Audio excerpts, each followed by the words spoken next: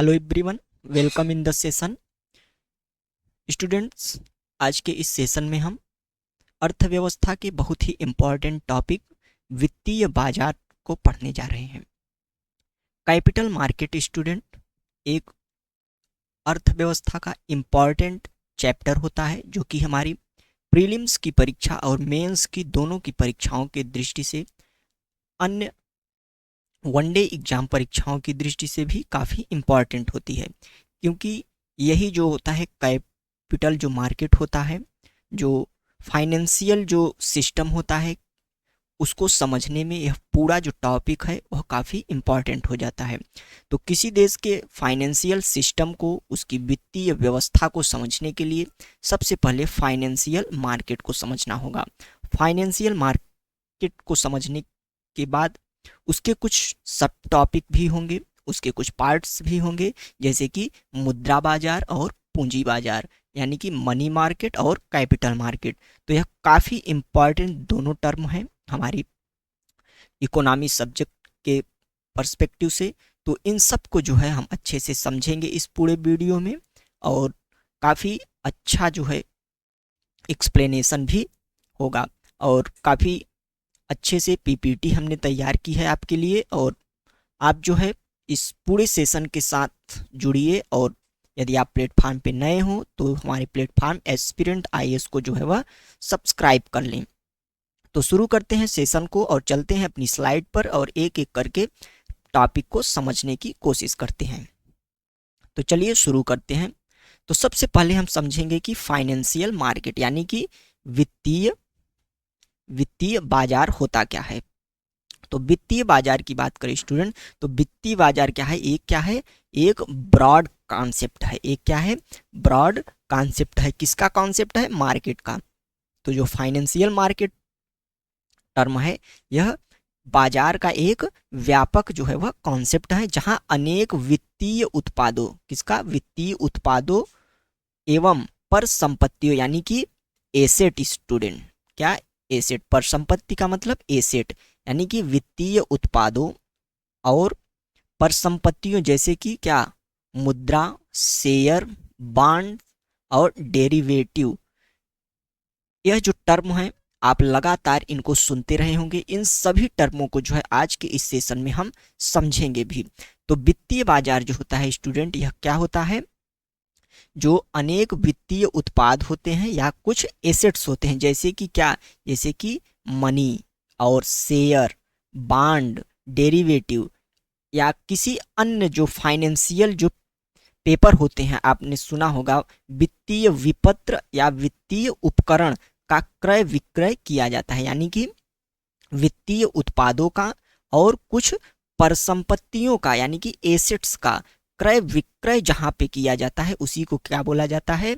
उसी को बोला जाता है वित्तीय बाजार। यानी कि वित्तीय बाजार क्या है स्टूडेंट? तो वित्तीय बाजार एक व्यापक बाजार होता है जहां पर वित्तीय उत्पादों पर संपत्तियों, जैसे कि मुद्रा, शेयर, बॉन्ड्स इत्यादि क्या क्या किया जाता है? क्रय विक्रय किया जाता है। तो फाइनेंशियल मार्केट क्या होता है, इसको आपने समझा कि जहां पर वित्तीय उपकरणों का जो होता है वह क्रय विक्रय किया जाता है। ठीक। तो अब वित्तीय बाजार को समझने के बाद उसके कुछ कार्य क्या होते हैं उसको हम देखते हैं। तो वित्तीय बाजार जो होता है, इसका जो प्राथमिक कार्य होता है स्टूडेंट, प्राइमरी जो इसका फंक्शन होता है वह क्या होता है? कि जहां पर भी पूंजी की क्या हो? पूंजी की अधिकता हो, यानी कि किसी कोई क्षेत्र है, कोई मार्केट है, मान लीजिए यहाँ पे पूंजी की अधिकता अधिक है, यहाँ पे जो है पूंजी की जो है वह क्या है? शॉर्टेज है। तो क्या करेगा वित्तीय बाजार का? फाइनेंशियल जो मार्केट होता है इसका कार्य होता है कि अधिकता वाले क्षेत्र से कमी वाले क्षेत्र में जो क्या क्या करना है कि पूंजी की गतिशीलता को सुनिश्चित करना है। यानी कि जहां पर भी पूंजी की कमी हो वहां पे पूंजी को जो है वह पहुंचाना होता है, वहां की जो लिक्विडिटी होती है उसको बढ़ाना होता है। ठीक। ताकि मांग जनरेट हो सके और अर्थव्यवस्था मंदी के चपेट में ना आए। तो पूंजी बाजार जो वित्तीय बाजार होता है स्टूडेंट, यानी कि फाइनेंशियल मार्केट, उसका जो प्राइमरी फंक्शन होता है वह क्या होता है? कि पूंजी की कमी वाले क्षेत्रों में पूंजी की अधिकता वाले क्षेत्रों से जो पूंजी का है वह गतिशीलन सुनिश्चित करना। तो यह जो है वह प्राइमरी फंक्शन हो गया फाइनेंशियल मार्केट का।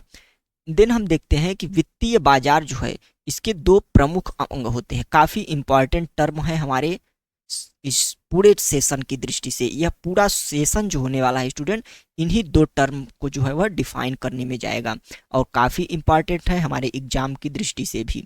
तो जो फाइनेंशियल मार्केट क्या होता है उसको हमने समझा।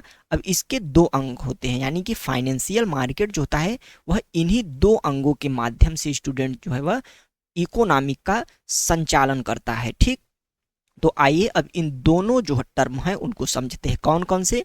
मुद्रा बाजार और पूंजी बाजार, यानी कि मनी मार्केट और कैपिटल मार्केट। तो सबसे पहले हम लेते हैं मनी मार्केट को, यानी कि मुद्रा बाजार को। तो मुद्रा बाजार क्या होता है स्टूडेंट?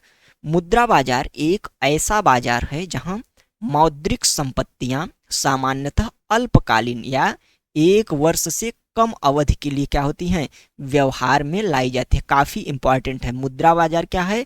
जहां मौद्रिक संपत्तियां अल्पकालीन, अंडरलाइन कीजिएगा स्टूडेंट, अल्पकालीन अवधि के लिए जो है वह व्यवहार में लाई जाती है। यानी कि जहां पर कोई जो बांड होगा, कोई सिक्योरिटी होगी, यानी प्रतिभूति, अभी आगे इन सब टर्म को हम समझेंगे, या कोई जो है मौद्रिक उपकरण होगा। ठीक, जो मौद्रिक संपत्तियां होंगी वह मार्केट में कितने समय के लिए लाई जाएंगी? अल्प काल के लिए। तो जो मार्केट अल्पकालीन अवधि के लिए कार्य करता है, अल्पकालीन अवधि के लिए उसमें संपत्तियों का जो है वह क्रय विक्रय किया जाए। यानी कि जैसे आपने किसी से ऋण लिया स्टूडेंट, तो यदि आपने वह ऋण अल्पकाल के लिए यानी एक वर्ष से कम अवधि के लिए लिया है, तो उसी को बेस बनाते हुए हम समझ सकते हैं कि वही जो है वह क्या होगा? वह मनी मार्केट होगा। यानी कि मनी मार्केट में इस प्रकार का क्रय विक्रय जो कि अल्पकाल के लिए होता है वह कहाँ पे जाता है? मनी मार्केट के अंतर्गत जाता है। ठीक, इसके अलावा देखते हैं कि मनी मार्केट मुद्रा बाजार के द्वारा ही जो है वह भारतीय रिजर्व बैंक तरलता यानी लिक्विडिटी की मात्रा को नियंत्रित करता है। काफी इंपॉर्टेंट टर्म है हमारे लिए। यानी कि आरबीआई जो है हमारा स्टूडेंट वह मनी मार्केट यानी कि अल्पकालीन लेन देन के माध्यम से ही क्या करता है? बाजार में तरलता की मात्रा को नियंत्रित करता है। तरलता की मात्रा नियंत्रित करने से ही किसी अर्थव्यवस्था की गति का पता चलेगा, उसकी मांग का पता चलेगा, उसकी मुद्रास्फीति का पता चलेगा। मुद्रास्फीति के संबंध में हमने एक सेपरेट वीडियो अपने इस प्लेटफॉर्म पे बहुत पहले बना दिया था। यदि आपने उसे नहीं देखा है तो देख कर समझ सकते हैं कि आखिर रिजर्व बैंक जो होता है वह तरलता को नियंत्रित कैसे करता है।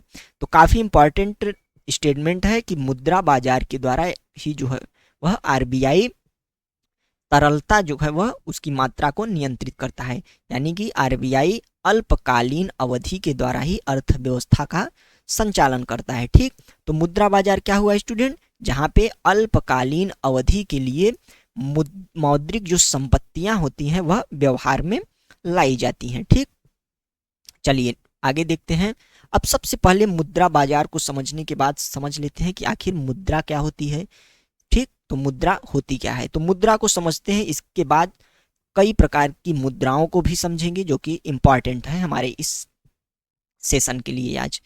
तो मुद्रा क्या होती है स्टूडेंट? तो मुद्रा क्या है? तो मुद्रा अर्थव्यवस्था का क्या होती है? आधार होती है। यानी कि पूरे अर्थव्यवस्था का जो बेस होता है स्टूडेंट वह मुद्रा ही यानी कि मनी ही होती है, और जिसके जरिए क्या होता है? वस्तुओं और सेवाओं की खरीदी और बेची जाती हैं। यानी कि जिसके जरिए वस्तुएं एवं सेवाएं खरीदी एवं बेची जाती हैं। ठीक, तो क्या हुआ? मुद्रा जो होगी स्टूडेंट्स वह अर्थव्यवस्था का बेस होगी। ठीक, अर्थव्यवस्था का बेस होगी और इसके जरिए ही वस्तुएं और सेवाएं खरीदी एवं बेची जाती हैं। ठीक, फ्रांसिस ए वाकर के अनुसार यदि हम स्टूडेंट देखें तो फ्रांसिस ए वाकर एक अर्थशास्त्री हैं, उनके अनुसार मुद्रा क्या है? तो मुद्रा वह है जो मुद्रा का कार्य करे। इंपॉर्टेंट नहीं है आपके लिए, फिर भी हमने इसमें डाल दिया ताकि एक डिफिनीशन जो है ऑथेंटिक पता रहे। तो मुद्रा वह है जो कि मुद्रा का कार्य करे। यानी मुद्रा का कार्य क्या होता है? वस्तुओं और सेवाओं की खरीद और बिक्री करना। ठीक, तो फ्रांसिस ए वाकर ने क्या कहा कि मुद्रा वह है जो मुद्रा का कार्य करे, और मुद्रा का कार्य क्या है अभी आगे भी हम देखेंगे कि मुद्रा का कार्य क्या है, लेकिन जो जनरल डिफिनीशन है हमारी फर्स्ट लाइन में उससे ही समझ में आता है कि मुद्रा का कार्य क्या है, वस्तुओं और सेवाओं की खरीद एवं बिक्री होता है। ठीक, तो मुद्रा यह है। नेक्स्ट देखते हैं कि मुद्रा के कुछ इंपॉर्टेंट कार्य क्या होते हैं स्टूडेंट। क्यों मुद्रा किसी इकोनॉमी का बेस होती है, क्यों मुद्रा किसी इकोनॉमी के संचालन में काफी इंपॉर्टेंट रोल प्ले करती है। ठीक, तो मुद्रा के कार्य क्या है, तो सबसे पहले स्टूडेंट मुद्रा जो है वह मूल्य का मापक है। कोई वस्तु या सेवा कितनी मूल्यवान है, उस वस्तु और सेवा कितनी इंपॉर्टेंट है, उसकी इंपॉर्टेंस क्या है इकोनॉमी में, तो उसका मापक जो होगा स्टूडेंट वह मूल्य जो होगा उसका, उसके मूल्य का जो मापक होगा वह क्या होगा, वह मुद्रा ही होगा। ठीक, तो मुद्रा का इंपॉर्टेंट एक कार्य क्या होता है कि मूल्य का मापन करना। किसका मूल्य, किसी वस्तु या सेवा के मूल्य का मापन करना। ठीक, इसके अलावा विनिमय का माध्यम यानी कि एक्सचेंज, विनिमय का माध्यम जो होता होगा स्टूडेंट वह क्या होगा, मुद्रा होगा। यानी कि एक्सचेंज का प्राचीन काल में जो है वह वस्तु विनिमय का काल था, यानी कि एक वस्तु देख के दूसरी वस्तुओं को लोग खरीद लेते थे। प्राचीन काल में वस्तु विनिमय आपने पढ़ा होगा कि यदि मान लीजिए हमें गेहूं खरीदना हो और हमारे पास चावल हो तो हम चावल को देकर गेहूं ले लेते थे। ठीक, तो इसको जो है वो वस्तु विनिमय कहा जाता है। लेकिन जैसे जैसे सभ्यताओं का विकास हुआ, अर्थव्यवस्था का विकास हुआ, औद्योगिकरण हुआ, तो जो है वह सोने चांदी और पंचमार्क सिक्कों के बारे में आपने पढ़ा होगा। इस प्रकार के सिक्के जारी किए गए और यह जो है वह विनिमय का माध्यम बनते चले गए। और आधुनिक काल में जो है, वर्तमान काल में विभिन्न देशों की अपनी अपनी जो है वह वैधानिक मुद्राएं संचलन में है। तो वही मुद्राएं जो है स्टूडेंट प्रत्येक देश की अलग अलग भले ही हो सकते हैं, लेकिन वह बेसिकली है मुद्रा ही। जैसे भारत की रुपया, अमेरिका की डॉलर, तो इस प्रकार की जो मुद्राएं हैं यह क्या है, विनिमय का माध्यम हो जाती हैं। तो मुद्रा का एक इंपॉर्टेंट कार्य यह भी है कि यह विनिमय का माध्यम है। ठीक, इसके अलावा बात करें तो यह बचत का भी आधार है। इकोनॉमी में बचत का जो कॉन्सेप्ट है स्टूडेंट काफी इंपॉर्टेंट है। सेविंग बहुत ही ज्यादा इंपॉर्टेंट रखती है किसी भी इकोनॉमी में। सेविंग का अर्थ क्या होता है इकोनॉमी में, यदि आप ब्रॉडर इकोनॉमी को गहनता से पढ़ेंगे, अच्छे से पढ़ेंगे, तो सेविंग का मतलब होता है न सिर्फ पैसे जमा करके रख लेना, सेविंग का मतलब होता है इन्वेस्टमेंट। और किसी भी इकोनॉमी के जो है वह ग्रोथ में इन्वेस्टमेंट काफ़ी इंपॉर्टेंट रोल प्ले करता है। तो बचत का अर्थ होता है इन्वेस्टमेंट, और बचत का जो आधार होगा, इस इन्वेस्टमेंट का जो आधार होगा वह क्या होगा, वह मुद्रा ही होगी। तो मुद्रा जो होता है वह इन्वेस्टमेंट यानी कि बचत का आधार होता है स्टूडेंट। इसके अलावा भुगतानों की माप यानी कि पेमेंट्स की माप। यदि आप विनिमय कर रहे हैं, विनिमय एक्सचेंज कर रहे हैं, तो या कुछ खरीद रहे हैं या कुछ बेच रहे हैं, तो उनकी माप किस में की जाएगी, तो उनकी माप जो है स्टूडेंट वह मुद्रा में ही की जाएगी। किस में की जाएगी, मुद्रा में की जाएगी। यानी कि मनी के माध्यम से भी ही आप किसी वस्तु या सेवा का पेमेंट कर सकते हैं। तो यह भी एक इम्पॉर्टेंट कार्य हुआ। इसके अलावा मूल्य हस्तांतरण का साधन, यानी कि यदि आप कोई प्राइज हुआ, पेमेंट हुआ, यदि उसको आप ट्रांसफर कर रहे हैं तो वह किस में हो करेंगे, वह मुद्रा में ही करेंगे। यानी कि मनी में ही जो है वह किसी मूल्य का जो है हस्तांतरण संभव हो पाता है। तो यह कुछ जो है वह इम्पॉर्टेंट कार्य थे हमारे लिए जो कि समझना बहुत आवश्यक था। नेक्स्ट चलते हैं मुद्रा के स्वरूप या उनके प्रकार। ठीक, तो मुद्रा के कुछ निश्चित प्रकार या स्वरूप होते हैं, जैसे कि मुद्राएं कई प्रकार की होती हैं, उनको हम पढ़ते हैं। इंपॉर्टेंट है हमारे लिए यह पूरा सभी प्रकार, एक एक करके जो है हम इनको देखते हैं। तो सबसे पहले हमारे सामने आता है क्या, लेखा मुद्रा या वास्तविक मुद्रा। तो लेखा मुद्रा क्या होता है स्टूडेंट, या वास्तविक मुद्रा क्या होता है, किसी देश में वर्तमान में संचलन में जो मुद्रा होती है उसी को क्या बोला जाता है, लेखा मुद्रा बोला जाता है। क्या बोला जाता है, लेखा मुद्रा। ठीक, जैसे कि भारत हो गया स्टूडेंट, भारत में वर्तमान में क्या संचलन में है, यहाँ पे जो है वह रुपए। रुपए में क्या, 500 तक के नोट, 500 रुपए तक के क्या नोट, यही संचलन में 2000 का तो अब संचलन में नहीं है। तो 500 रुपए तक के जो नोट हैं वह क्या है, वास्तविक मुद्रा है।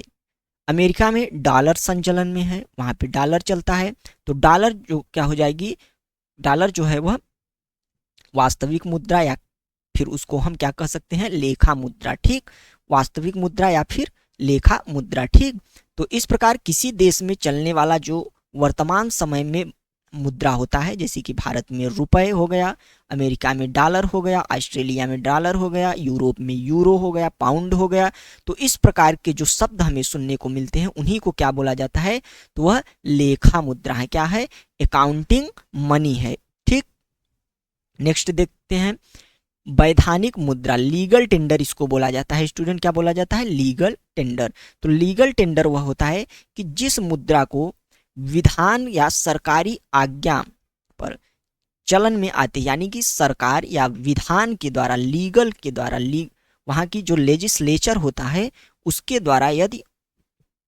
यह आदेश जारी किया जाए कि यह मुद्रा जो है वह चलन में होगी या चलन में नहीं होगी, तो उसी को क्या बोला जाता है, वैधानिक मुद्रा। जैसे कि जब 500 और 1000 के नोट बंद हुए तो क्या बोला गया था कि 500 और 1000 के नोट जो होंगे वह अब लीगल टेंडर नहीं रहेंगे। ठीक, तो इसको क्या बोला जाता है, लीगल टेंडर बोला जाता है। यानी कि कौन से लीगल टेंडर होंगे, कौन से लीगल टेंडर नहीं होंगे, वह सरकार के द्वारा जो है वह लेजिस्लेचर के द्वारा जो है वह तय किया जाता है। तो सरकारी आज्ञा से जो मुद्रा चलन में आती है स्टूडेंट, उसी को क्या बोला जाता है, वैधानिक मुद्रा। आप इसको ध्यान रखिए, सरकार की आज्ञा से जो चलन में आती है उसे क्या बोल दिया जाता है, लीगल टेंडर। ठीक, तो यह हो गया हमारा।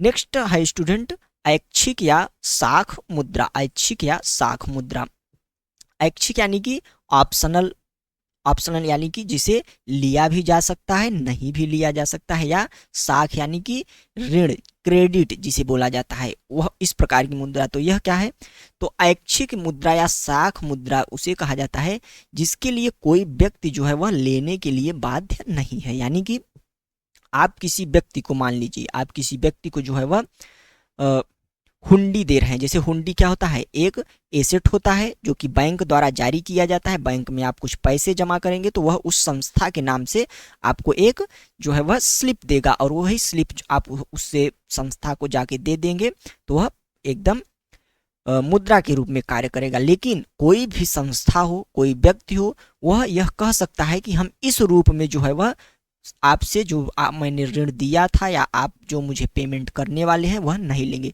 इस संबंध में आप कोई चैलेंज नहीं कर सकते, क्योंकि यह क्या है, ऐच्छिक मुद्रा है। यानी कि जैसे कि हुंडी हो गया, या आपने एक्सचेंज पेपर का नाम सुना होगा, एक्सचेंज पत्र, विनिमय पत्र होता है, उसे भी कोई व्यक्ति लेने से मना कर सकता है या ले सकता है।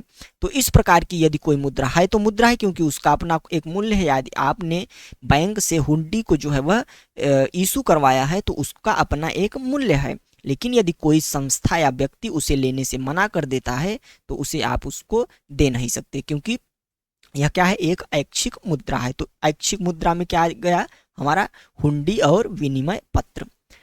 प्लास्टिक मनी, प्लास्टिक मनी आप सब जानते होंगे। प्लास्टिक मनी यानी कि आजकल में जो डेबिट कार्ड, क्रेडिट कार्ड चल रहे हैं वह भी एक मनी है, क्योंकि उसका भी अपना एक मूल्य होता है। उसके अंदर जो आपके बैंक खाते में रखी हुई मुद्रा होती है वह उसी प्लास्टिक मनी के माध्यम से ही संचलन में आ सकती है, तो उसका भी अपना एक मूल्य होता है। तो डेबिट कार्ड, क्रेडिट कार्ड, इस प्रकार की जो मुद्राएं हैं उन्हें क्या बोला जाता है, प्लास्टिक मनी। ठीक, नेक्स्ट देखते हैं स्टूडेंट, अगला है हार्ट मनी। काफी इंपॉर्टेंट है heart money. Heart money student उसे कहा जाता है जिसमें संचलन की दर तेज होती है। तेज का मतलब इसे संचलन या आप क्या बोल सकते हैं, पलायन, कि आज कोई मनी यहाँ पे इन्वेस्ट हुई, कल यहाँ से उठा के दूसरे मार्केट में यहाँ पे लगा दी गई, फिर यहाँ से निकाल के यहाँ पे लगा दी। यानी कि जैसे शेयर बाजार में लगाई जाने वाली ऑप्शन ट्रेडिंग का नाम आपने सुना होगा, इंट्राडे ट्रेडिंग का नाम आपने सुना होगा, तो उसमें लगाई जाने वाली जो मनी होती है उसका भी अपना मूल्य है। लेकिन वह क्या होती है, वह जल्दी जल्दी जो है एक मार्केट से उठकर दूसरे मार्केट में जो है वह इन्वेस्ट कर दी जाती है। यानी कि वह जो है वह, जैसे मान लीजिए आप अमेरिका से कोई इन्वेस्टमेंट भारत में आया, उसने देखा कि भारत का जो मार्केट है वह सही नहीं चल रहा है, उसने तुरंत भारत के मार्केट से पैसे उठाए और जाके इंडोनेशिया के मार्केट में डाल दिए। तो इसको क्या आप बोलेंगे? इसी को हार्ट मनी बोलेंगे, गर्म मुद्रा इसको बोला जाता है स्टूडेंट। यानी कि शेयर बाजार की जो मुद्रा होती है उसको हार्ट मनी बोला जाता है। यही मुद्रा जो है वह तीव्र पलायन के द्वारा जगह जगह जो है वह मार्केट में इन्वेस्टमेंट होती रहती है, तो उसे क्या बोला जाएगा? हार्ट मनी बोला जाएगा। अगला देख लेते हैं। अगला है क्या? दुर्लभ एवं सुलभ मुद्रा। दुर्लभ एवं सुलभ मुद्रा से हमारा तात्पर्य है स्टूडेंट, कोई भी मुद्रा हुआ यदि वह आसानी से उपलब्ध है, सस्ती है, उसका मूल्य कम है, तो उसको क्या बोल दिया जाएगा? सुलभ मुद्रा। जैसे कि भारतीय रुपए, क्योंकि आसानी से उपलब्ध है तो वह सुलभ मुद्रा हो गया। लेकिन दुर्लभ मुद्रा जिसकी मांग ज्यादा है, क्या है? मांग क्या है? ज्यादा है, और इसकी पूर्ति क्या है? पूर्ति क्या है? कम है। तो मांग ज्यादा, पूर्ति कम, तो यह क्या हो जाएगी? दुर्लभ मुद्रा हो जाएगी। जैसे कि यूएस डॉलर जो है स्टूडेंट, यूएस डॉलर क्या है? एक दुर्लभ जो है वह मुद्रा है। तो दुर्लभ मुद्रा क्या हुई? सुलभ मुद्रा क्या हुई? आपने समझ लिया, ठीक। अब काफी इंपॉर्टेंट एक और मुद्रा है, वह है उच्च शक्ति मुद्रा। क्या है? उच्च शक्ति मुद्रा, यानी कि हाई पावर्ड जो है वह मनी इसको बोला जाता है, उच्च शक्ति मुद्रा। उच्च शक्ति मुद्रा के बारे में यदि बात करें स्टूडेंट, तो यह जो है वह बैंकों का जो है वह उनके ऋण देने का आधार होते हैं। यानी कि बैंकों के पास उपलब्ध जो मुद्राएं होंगी स्टूडेंट, बैंकों के पास जो मुद्रा होगी वह क्या होगी? वह उच्च शक्ति मुद्रा होगी। ऐसी मुद्रा जो ऋण का आधार बन सके, जो बाजार में संचलन में है, जो मांग जनरेट कर सके। यानी कि उच्च शक्ति मुद्रा जितनी ज्यादा होगी, मार्केट में लिक्विडिटी उतनी ज्यादा होगी, और लिक्विडिटी उतनी ज्यादा होने से मांग जनरेट होगी, ठीक। और मांग जनरेट होने से स्टूडेंट इन्वेस्टमेंट जो होगा वह ज्यादा होगा। तो आप समझ सकते हैं कि उच्च शक्ति मुद्रा जो होती है वह पूरी तरीके से क्या होती है? इकोनॉमी का बेस होती है, अर्थव्यवस्था का बेस होती है। अर्थव्यवस्था का जो क्रेडिट होता है, साख होती है, उसका बेस होती है। तो उच्च शक्ति मुद्रा यह हुई। तो इस प्रकार विभिन्न प्रकार की मुद्राओं को हमने समझा। इसमें कुछ और टर्मिनोलॉजी हैं, जैसे कि M0, M1, M2, M3, M4, इस प्रकार की कुछ मुद्रा को मापने की जो है वह टर्मिनोलॉजी अपनाई जाती है। तो जैसे कि M0 हुआ, M0 जो हुआ स्टूडेंट, वह बैंकों के पास वर्तमान में जो मांग जमा राशियां होती है उसी को M0 कहा जाता है, ठीक। यह उच्च शक्ति मुद्रा ही होती है। उच्च शक्ति मुद्रा को H से जो है वह प्रदर्शित किया जाता है, और बैंकों में जो मांग जमा होते हैं, यानी कि कोई व्यक्ति जाके उसे तुरंत अपना पैसा विड्रॉल कर सकता है, इस प्रकार की जो मुद्रा होती है, बाजार में जो मुद्राएं संचलन में होती हैं, उन सभी को सम्मिलित रूप से क्या बोल दिया जाता है? M0 बोल दिया जाता है। इसी प्रकार M1, M2, M3, M4 तक की मुद्राएं होती हैं, जो कि अलग अलग रूपों में उसको जाना जाता है। इसको कभी अन्य टॉपिक में हम देख लेंगे, लेकिन इंपॉर्टेंट है स्टूडेंट हमारे लिए M1, M2, M4 इस प्रकार की देखेंगे, इसको जरूर देखेंगे। तो आज इतना समझिए, आपकी मुद्रा के स्वरूप और प्रकारों को हमने देख लिया। चलिए आगे चलते हैं। अब जो है वह कैपिटल मार्केट हम देखेंगे। पूरा मनी मार्केट हमने समझा। सबसे पहले हमने क्या समझा? वित्तीय बाजार समझा, फाइनेंशियल मार्केट समझा, क्या होता है, क्या कार्य होता है, बेसिक इसके फंक्शन क्या है। इसके अलावा इसके दो पार्ट होते हैं, इसको हमने देखा, मुद्रा बाजार और पूंजी बाजार। तो मुद्रा बाजार को हमने देख लिया, मुद्रा होता क्या है, मुद्रा के कार्य क्या होते हैं, यह अल्पकालिक होता है, इस प्रकार के जो चीजें थे उसको हमने देख लिया, ठीक। अब जो है हम देखेंगे कैपिटल मार्केट, यानी कि पूंजी बाजार। काफी इंपॉर्टेंट यह भी है। तो पूंजी बाजार को स्टार्ट करते हैं स्टूडेंट। पूंजी बाजार होता क्या है? मुद्रा बाजार, मनी बाजार में हमने देखा था कि यह अल्पकालिक होता है, जबकि यहाँ पे क्या है? पूंजी बाजार एक दीर्घकालिक बाजार है। ध्यान रखिएगा, अंडरलाइन कीजिएगा। पूंजी बाजार, कैपिटल मार्केट एक क्या है?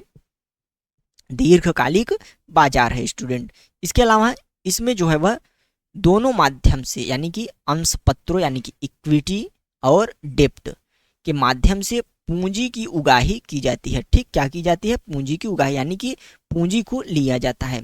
तो जो कैपिटल मार्केट हुआ स्टूडेंट, वह एक दीर्घकालिक बाजार है जिसमें जो है वह इक्विटी यानी कि अंश पत्र या शेयर, जिसे आप कह सकते हैं शेयर के माध्यम से या फिर ऋण के माध्यम से, जो मुद्रा होती है, जो पैसे होते हैं, आप समझिए कि उनकी उगाही, जो पूंजी होती है उनकी उगाही जो है वह की जाती है। तो किसके माध्यम से? शेयर के भी माध्यम से, इक्विटी के माध्यम से और डेप्ट यानी ऋण के माध्यम से भी, दोनों माध्यम से जो है वह पूंजी की उगाही की जाती है। कब के लिए? दीर्घकालिक अवधि के लिए स्टूडेंट। किसके लिए? दीर्घकालिक अवधि के लिए। ठीक, नेक्स्ट जो देखते हैं, जो कि हमने फाइनेंशियल मार्केट में देखा था कि फाइनेंशियल मार्केट का कार्य क्या होता है। फाइनेंशियल मार्केट का कार्य होता है कि जहां पे पूंजी की अधिकता ज़्यादा है और वहां से पूंजी को निकाल के जहां पूंजी की जो है वह कमी है उस स्थान पर ले जाना। तो जो हमारा पूंजी बाजार है, कैपिटल मार्केट है, इसका भी कार्य यही होता है। यदि अर्थव्यवस्था के किसी सेक्टर में जो है वह मुद्रा की मात्रा अधिक है तो वहां से उससे निकालेगा और जहां पे मांग होगी, जहां कमी होगी, वहां पे ले जाके जो है वह मुद्रा को रख देगा। ठीक, उसको जो है वह वहां तक पहुंचाने का कार्य करेगा। तो यह बेसिक फंक्शन हो गया किसका? कैपिटल मार्केट का। तो कैपिटल मार्केट क्या होता है उसको हमने समझ लिया। अब यह कार्य कैसे करता है, क्या क्या पार्ट होते हैं उसको देखते हैं। तो इसके जो है वह सबसे पहले इसको समझने के लिए, यानी कि कैपिटल मार्केट को और अच्छे से समझने के लिए हमें प्रतिभूति बाजार को समझना होगा, यानी कि सिक्योरिटीज मार्केट को जो है स्टूडेंट समझना होगा। सिक्योरिटी मार्केट की बात करें तो यह पूंजी बाजार का ही एक अंग है। ठीक, आप पूंजी बाजार ही पढ़ रहे हैं, यानी कि सिक्योरिटी मार्केट जो होगा वह पूंजी बाजार का ही एक अंग है। अर्थात यह क्या है? वह वित्तीय बाजार जहां शेयर, प्रतिभूति, बांड, डिवेंचर, म्यूचुअल फंड इत्यादि के माध्यम से दीर्घावधि पूंजी की व्यवस्था की जाती है, वह क्या कहलाता है? प्रतिभूति बाजार। और इसी को हम जो है वह क्या कह सकते हैं? इसी को हम जो है वह कैपिटल मार्केट भी बोल सकते हैं। ठीक, तो दीर्घावधि पूंजी की जो व्यवस्था है वह जिस बाजार के माध्यम से की जाएगी, अल्पावधिक पूंजी की व्यवस्था मनी मार्केट से की जाएगी, दीर्घावधिक पूंजी की व्यवस्था जो है वह प्रतिभूति बाजार या फिर कैपिटल मार्केट के माध्यम से की जाएगी। और इसकी यानी कि पूंजी की व्यवस्था का आधार क्या होगा, माध्यम क्या होगा स्टूडेंट? तो होगा शेयर होगा, प्रतिभूति होगा, बांड होगा, डिवेंचर होगा, म्यूचुअल फंड होगा। इन सभी प्लेटफार्म की माध्यम से जो है वह पूंजी की अधिकता वाले क्षेत्र से पूंजी की कमी वाले क्षेत्रों में जो है वह सप्लाई की जाती है मनी की। ठीक, तो इस प्रकार जो है वह प्रतिभूति बाजार क्या होता है? शेयर, प्रतिभूति, बांड, डिवेंचर और म्यूचुअल फंड के माध्यम से दीर्घावधि पूंजी की व्यवस्था की जाती है। ठीक, तो यह हो गया। इसके अलावा देख लेते हैं कि प्रतिभूति बाजार जो होता है स्टूडेंट, वह दो भागों में उसको बांटा जा सकता है, यानी कि जो हमारा पूरा का पूरा जो सिक्योरिटी का मार्केट होता है वह दो भागों में होता है। उसके दो अंग कह सकते हैं या दो प्रकार कह सकते हैं, जैसे कि प्राथमिक बाजार। ठीक, प्राथमिक बाजार होता है, प्राथमिक बाजार होता है स्टूडेंट, और द्वितीयक बाजार होता है।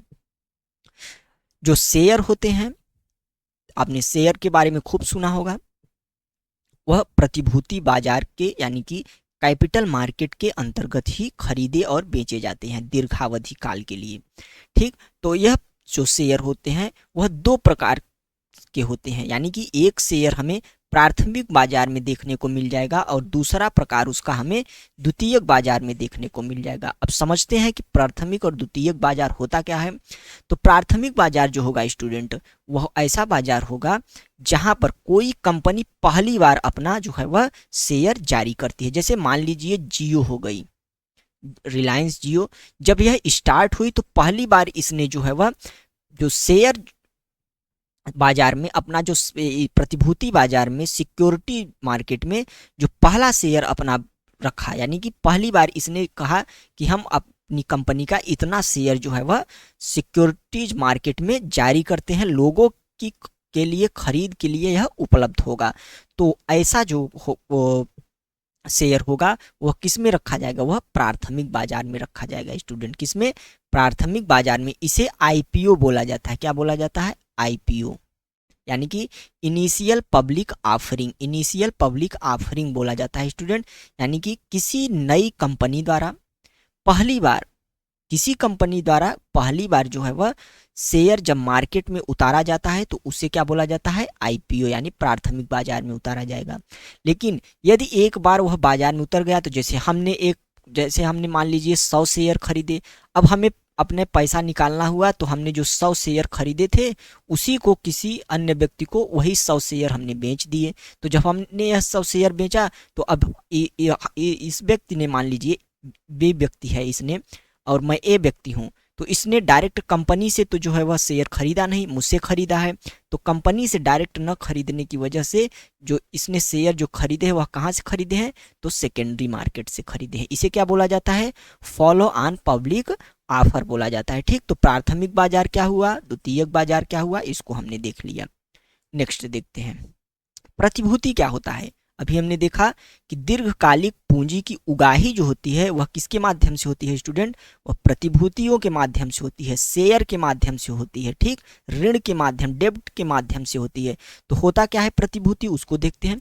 तो यह एक प्रमाण पत्र होता है स्टूडेंट्स। क्या होता है, यह एक प्रमाण पत्र होता है जिसका विक्रय करके वित्त की जो क्या की जाती है, उगाही की जाती है। एक प्रमाण पत्र किसी संस्था के द्वारा जारी किया जाएगा, उसको बेचा जाएगा और उसके माध्यम से क्या किया जाएगा, वित्त की उगाही की जाए। अर्थात यह एक क्या है, वित्तीय साधन, यानी कि वित्त की व्यवस्था करने वाला साधन है जिसके पास कुछ मौद्रिक मूल्य होगा, यानी कि उस पत्र में कुछ मौद्रिक मूल्य निश्चित किया गया होगा। और प्रतिभूति जो है वह दो प्रकार से हो सकती है, एक तो शेयर प्रतिभूति हो सकती है और एक क्या हो सकती है, ऋण प्रतिभूति, यानी डेप्ट सिक्योरिटी हो सकती है। यानी कि वित्त की उगाही सिक्योरिटी मार्केट, कैपिटल मार्केट में दो प्रकार से हो सकती है, एक शेयर के माध्यम से, एक ऋण के माध्यम से। इतना आपने समझ लिया। अब शेयर प्रतिभूति क्या होती है, ऋण प्रतिभूति क्या होती है, उसको देख लेते हैं। ठीक, शेयर प्रतिभूति देखते हैं। तो शेयर प्रतिभूति आप समझ सकते हैं कि ऐसी प्रतिभूति जिसमें जो क्या होता है, क्रेता को प्रतिभूति जारी करने वाली संस्था में जो है वह स्वामित्व में एक निश्चित अंश प्राप्त होता है। यानी कि शेयर का मतलब ही क्या हुआ, कोई कंपनी अपना शेयर जारी करती है तो वह अपने स्वामित्व का कुछ हिस्सा किसी अन्य व्यक्ति को दे रही है जो कि शेयर खरीद रहा है। उसने पैसे दिए, उसे शेयर मिला। शेयर में जो है कोई ब्याज नहीं मिलेगा, उसमें आपको क्या मिलेगा, लाभ मिलेगा, कंपनी का लाभांश जिसे बोला जाता है। क्या मिलेगा, लाभांश। और हानि हुई तो हानि भी आपको उठाना पड़ेगा। ठीक, इसमें कोई जो है वह वो नहीं होता कि ब्याज, आपने पैसे लगाए तो आपको मुनाफा ही होगा, क्योंकि कंपनी फायदे में भी जा सकती है और घाटे में भी जा सकती है। तो शेयर प्रतिभूति क्या हुआ कि कंपनी जो है वह अपने जो स्वामित्व है उसका कुछ अंश किसी अन्य व्यक्ति या संस्था को उसका स्वामित्व पैसे लेकर देती है। ठीक, तो यह हुआ शेयर प्रतिभूति। ऋण प्रतिभूति क्या हुआ, तो ऋण प्रतिभूति हुआ स्टूडेंट कि इसमें जो है वह व्यक्ति को कंपनी द्वारा दीर्घकालिक पूंजी की प्राप्ति के लिए एक अन्य महत्वपूर्ण स्रोत तो है ही। और इसमें क्या होता है कि जो व्यक्ति पैसे दे रहा है वह मालिक नहीं बनेगा। शेयर में क्या हुआ कि उतना परसेंट वह मालिक, जैसे उसने मान लीजिए कि 10% शेयर खरीद लिया तो 10% का मालिक वह बन गया। लेकिन ऋण के मामले में, ऋण प्रतिभूति के मामले में ऐसा नहीं है, क्योंकि वह मालिक नहीं बना। उस कंपनी चाहे घाटे में हो, कंपनी चाहे फायदे में हो, उसका मूलधन पाने का अधिकार, मूलधन मिसप्रिंट है, मूलधन जो है पाने का अधिकार होता है समय पर, और उस पर निर्धारित ब्याज भी कंपनी उसे अदा करेगी। ठीक, तो ऋण प्रतिभूति यह हो गया। तो इस प्रकार कैपिटल मार्केट हमने देखा। इसके अलावा एक अन्य महत्वपूर्ण भी टर्म काफी चर्चा में रहता है, वह होता है बांड। तो बांड क्या होता है स्टूडेंट, उसको देख लेते हैं। बांड भी एक प्रकार का ऋण पत्र ही है। यह एक प्रतिभूति है जिसके आधार पर इसका निर्गत करके जो क्या किया जाता है, ऋण प्राप्त किया जाता है। बांड एक ऋण निवेश होता है। ठीक, जिसमें एक निवेशक एक संस्था को जो है क्या करता है, धन उधार देता है और वह संस्था उस राशि को निर्धारित समय अवधि के लिए निश्चित ब्याज दर पर क्या करती है, उधार लेती है। यानी कि यह एक ऋण होता है, बांड एक ऋण होता है। आप किसी संस्था को कुछ पैसे देंगे, संस्था आपको एक पत्र देगी, उस पत्र को आप रखे रहेंगे, उस निश्चित अवधि पर आप जाके उस पत्र को संस्था को दे देंगे और संस्था क्या होगी कि निश्चित ब्याज के साथ आपका मूलधन जो है वह वापस कर देगी। तो वह यही क्या होता है, बांड होता है। तो इस प्रकार फाइनेंशियल मार्केट हमने पढ़ा, इसके दोनों पार्ट जो है वह मनी मार्केट, कैपिटल मार्केट को पढ़ा, काफी अच्छे से पढ़ा, काफी इंपॉर्टेंट रहा सेशन। तो इस प्रकार यह पूरा सेशन आज का हमारा यहीं तक, और हमारे साथ जुड़ने के लिए बहुत बहुत धन्यवाद। यदि आप हमारे प्लेटफॉर्म पे नए हो तो प्लेटफॉर्म को सब्सक्राइब करें और वीडियो को लाइक और शेयर करें। तो मिलते हैं नेक्स्ट इंटरेस्टिंग टॉपिक के साथ, तब तक के लिए नमस्कार, जय हिंद।